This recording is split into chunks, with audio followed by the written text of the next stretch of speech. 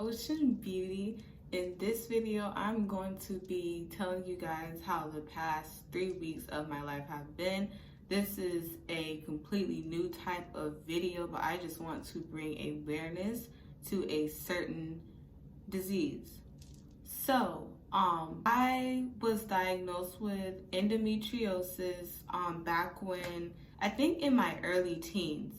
But for me, these conditions might be shocking for you guys because it's really rare. So I was born with uterus didelphys. So I have 2 uteruses, 2 cervixes, and yeah, basically have 2 of everything. On the inside, like I have 2 of everything. So 2 uteruses plus like endometriosis causes you to have painful periods, and sometimes 2 periods a month. So like if it was a normal woman, like with normal anatomy, having like 2 periods a month, that would be really alarming, but that's normal for me. Sorry, my lip gloss is like sticking, but if I got 2 periods a month, that would be really normal for me. I wouldn't like bat an eye about it. It would just mean that one of my uteruses are off. And you would never think that because like, I don't know, I just feel like my stomach is so like small, but I got like extra parts. And the funny thing about it is, wait, hold up, I need to fix my lip gloss.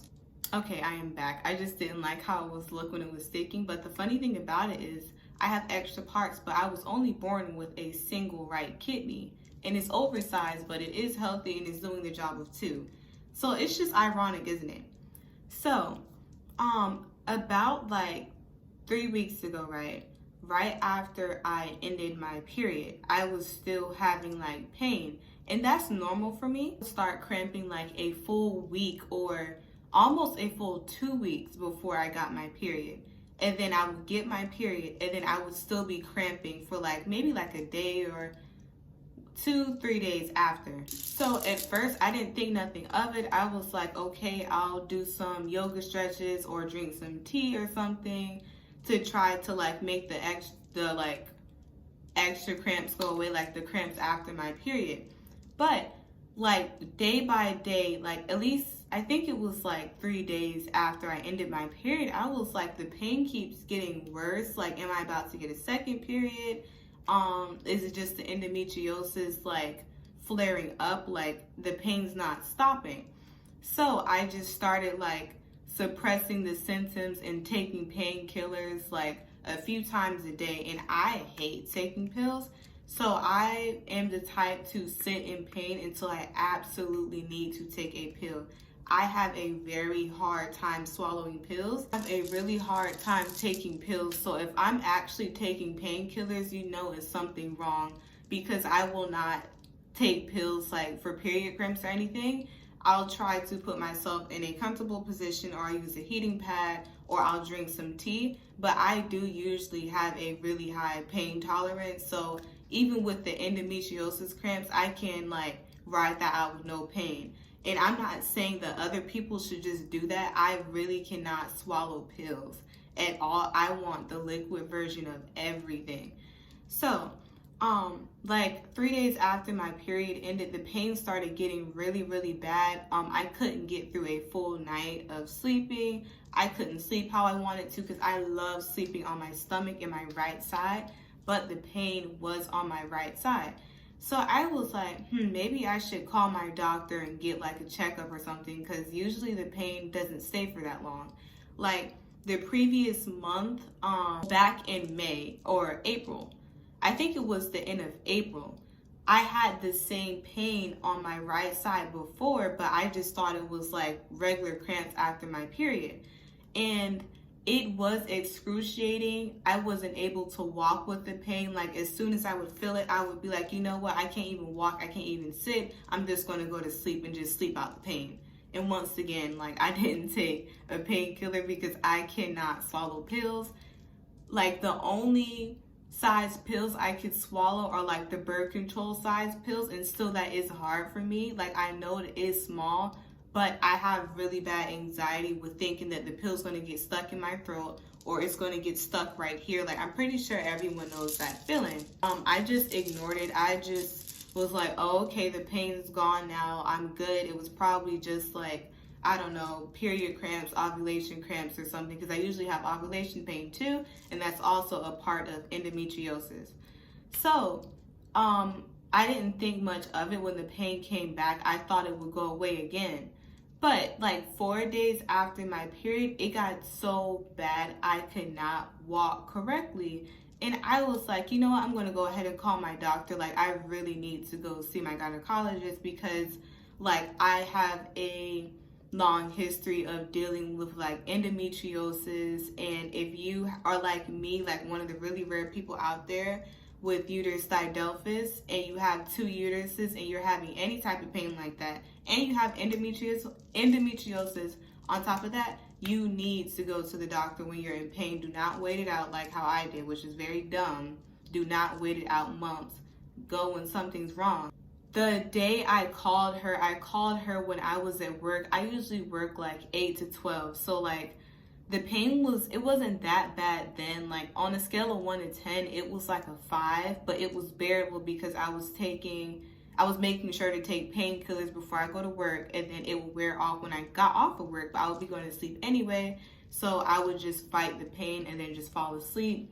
And at first I seriously didn't want to go to the hospital because it's always like, you got to get there, you got to wait, blah, blah, blah, blah. And I always feel like I experience some bias in emergency rooms. Like they either think I come in there because I'm pregnant or I'm exaggerating my pain, but I'm not ever a person to exaggerate my pain. Like literally, if I start crying because of pain, then you know it's real, because I have a really high pain tolerance, like I just mentioned. So I called her that day. We set up an appointment and all of that stuff, and she gave me some medicine to hold me over until I got there. But the very next day, right, the pain got even worse. So I was like, you know what? I'm literally limping. I don't even know why I haven't called out of work. So right now I don't drive, and it's like a 2-mile walk to work in the heat. So when I was walking to work, I left like 2 hours early just to give myself that time gap, because that's how slow I was walking, because that's how bad it hurt. I would, like, my left side would be fine, but my right side, like sometimes I would literally have to like pick up my right leg with my arms just so I could walk. So it was that bad, like really that bad. And then I ended up arriving early to work, like an hour early, because I was just pushing myself anyway, because I was ready to sit down because that's how bad it hurt. So I was like, you know what, let me just ride out the pain. I'm going to eventually be able to sit down. So I sat down in this park on my campus, and I couldn't even get comfortable sitting down. I was sitting down like just squirming, trying to find like the one position that was my go-to to get rid of the pain. It was not working. I was just in pain for that whole time, and it was so excruciating. So then, like my job, like I monitor who comes in and out of the dorm buildings. And it just happened to be like one of the dorm buildings that are far away from like the park. Like it's a good walk. But if you were driving, it wouldn't be that bad. But if you're walking in pain, it feels like you're going like 100 miles. Like you have to go 100 miles to somewhere.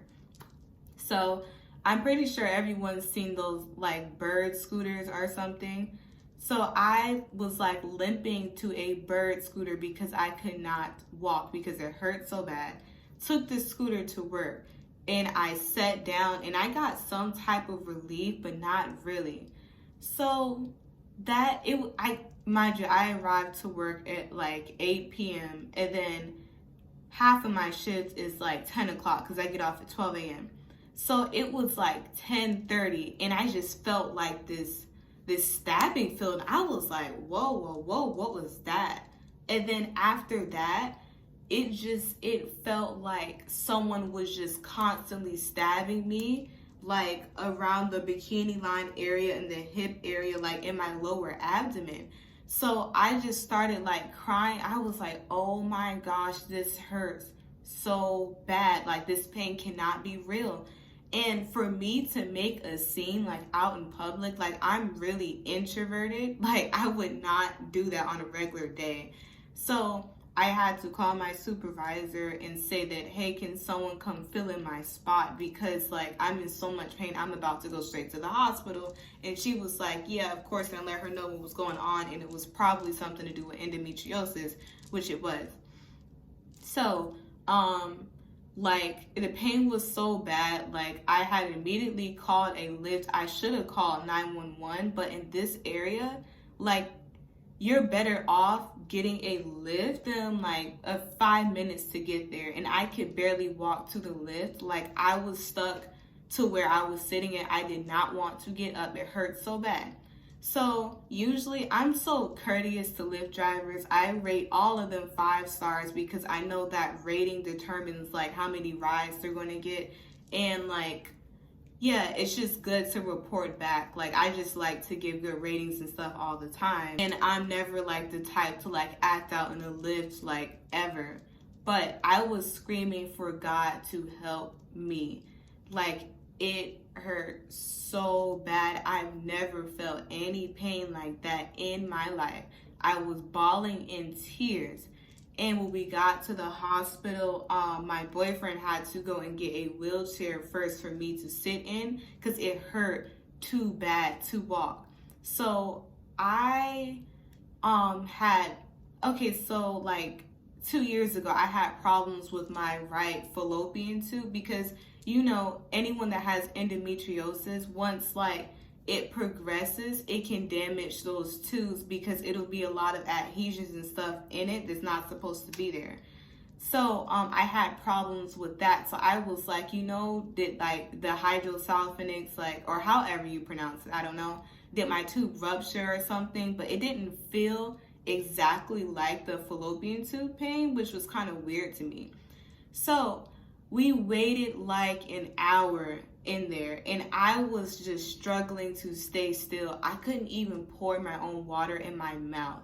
Like, they probably could have thought I was on something. Like, I was just hyperventilating and like going crazy. And as soon as they took me back, I was like, can you guys please give me something for the pain? And if I'm begging to take pills, you know it's bad, 'cause I don't like taking medicine. I just don't, because I grew up having to take a lot of medicine, and I've always struggled with pills because I feel like I'm going to choke on them. So I have to use a pill crusher. So when I went back for ultrasound, the woman who did my ultrasound is an angel, because she literally like had to basically fight so hard for them to like give me pain medication, because usually they don't give it to you as soon as you go back. But it was no way I could have laid out straight on that bed without passing out from how bad the pain felt. So she got another, these were both women of color, by the way. A black nurse came in, and she was so sweet. She came in and gave me the morphine shot. And morphine is very, very strong. And like, if you ever had it at the hospital, you know, it'll feel like it's fire going over your body, and then the pain is gone. The pain still was not gone. Like, I could sit still, like I was more relaxed, but it was still so much pressure in that area. And morphine is very strong. So I was like, you know what? Like, I seriously need to go to the doctor. I shouldn't have ignored my pain before, because now look at me, like something happened. So while we were waiting, it was like, I don't know, 1 or 2 a.m. They came back and told me I had an ovarian cyst that was like, I don't know, 3 something, I don't know. I can't remember like what she used for the measurements, but it was pretty big. But that's not all to it. So I was like, oh, I just have an ovarian cyst, blah, blah, blah, blah. Is it going to shrink? So I had called, and I let my doctor know that that's what they had said, but I still wanted to wait for like a better and like more in detail ultrasound, because my gynecologist specialized in that, of course. So I just thought it was like a simple one that hadn't ruptured yet. Boy, was I wrong. After that, I waited like 2 more days in excruciating pain, not being able to eat. I could not eat at all. I had no appetite at all, which is really weird because I love food. After that, I had finally went and got an ultrasound at the doctor, and I went in there looking crazy, like everything just hurt. I could not walk. I cannot operate without a painkiller. I was throwing up. I had a fever, and I was like, oh my gosh, like this is crazy. Like I was fine, and then boom, all of this stuff had happened.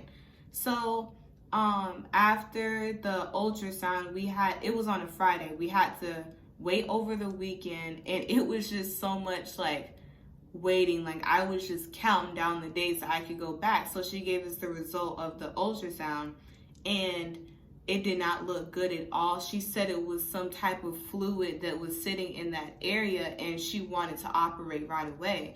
And I was in shock. I was like, operate, like surgery? I have to get surgery this week. So that was a Monday, and she scheduled me to have surgery at 11 a.m. that Wednesday. And I was so excited. I was so ready to be out of pain. I could not deal with that pain anymore. I started having like nosebleeds, and I would like cough, and like the cold stuff would come up, and blood would be in it, and like bloody stools. And I was just like, what in the world? Like, I've never had any of that happen. And I've never even had a nosebleed or nothing before. So, fast forward to the surgery day. And when I got out of surgery, I learned that the cyst actually ruptured. And on top of that, like, I'll show you guys a diagram of how uterus didelphys looks.